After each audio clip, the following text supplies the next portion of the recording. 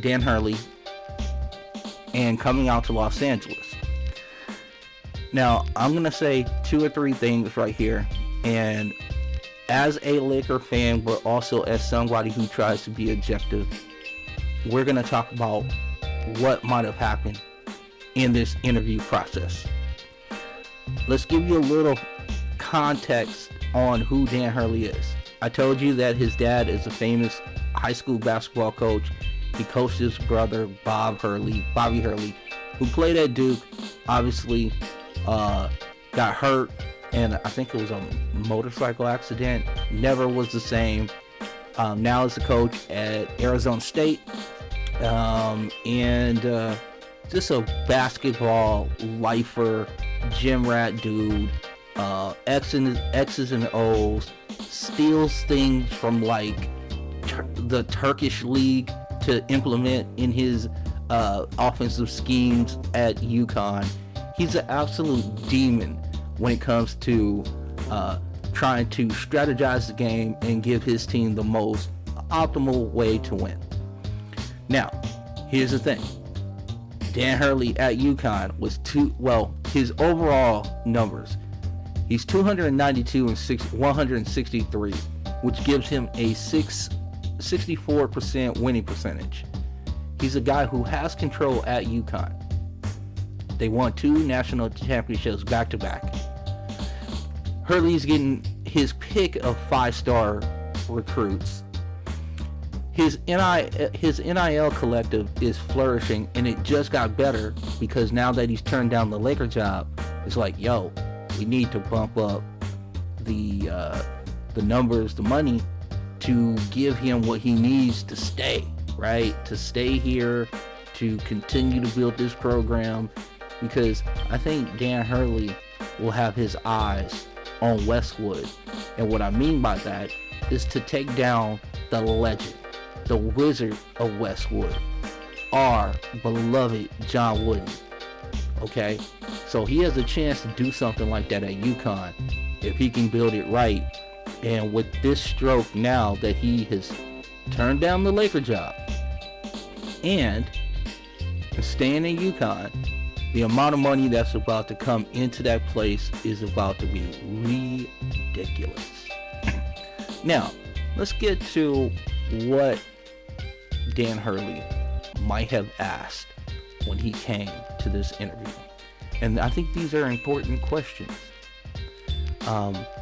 Anytime you get in front of somebody at this kind of high level, you're interviewing the person as well as they're interviewing you. Now, obviously, they have a little more, power in this dynamic, but you have some power too. Keep in mind, he has a real good situation at UConn. He's an East Coast guy, close to his dad, who's aging. So, you walk in and you might have a couple questions, right? And I am sure that Dan Hurley asked 3 specific questions. What has gone on the last decade with your coaching decisions? Right? That's the first question. Because over the last 13 years, the Lakers have had 6 head coaches. When you see numbers like that, that's for a franchise that's doesn't have a strong foundation.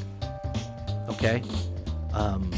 There's no way to sugarcoat that, Laker fans. I understand that there's been displeasure with Ham's rotations and who's in the lineup and who's out of the lineup.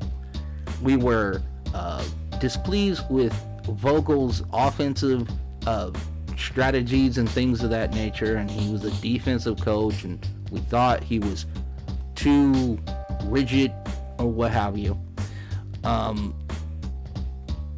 It's just been a cavalcade of stuff, and at some point you got to start making some real change. So the one thing that we did hear going into the meeting is that the Lakers would like to take the Laker brand, which, I know there's going to be some people out there salty, but it is what it is. The Lakers have a real great brand in the NBA, one of the high profile teams in the league. Now, you might hate it, I understand that. But for us Lakers fans, we know what time it is, right? Now, so you ask that question. You got to get an answer. Now, I'm not going to talk about the answer because, the proof is in the pudding. You see what's going on. Now, the second question that you might ask if you are Dan Hurley is, well, what's your vision of this team? And I can see Rob Pelinka and Jeannie Buss saying, I'm glad you asked. Well, we have a 39-year-old superstar who will be 40 years of age when in the middle of the season. He is a brilliant basketball player, incredibly intelligent about the game, the business, and the industry as a whole. He will work with you as a partner, but he will be wary of all tactics and game planning and coaching decisions that you have because of his mind. So it'll be in your best interest to really collab with him. Okay, so that's the first thing that might be out of Dan Hurley's comfort zone a little bit. Now the second thing, you also have his son, who we might have to draft because we have a good situation with Clutch. Now I'm not saying that that is the case. I'm just saying that the Lakers have always done what? The Lakers have always taken care of their stars. Magic they took care of. They took care of Kobe. Why do we think LeBron is so different? If you look at the relationship between Jeannie and LeBron as far as when they are amongst one another, it is really like a close relationship. And I think Jeannie has allowed LeBron to be able to do the things that he wanted to do post-career and kind of accelerate it during the career. Now, Laker fans don't want to hear all that shit. Let's just be real. Okay? So, you got that. He might want to bring his son into it. Per Jeannie's blessing, per Ra's blessing, right?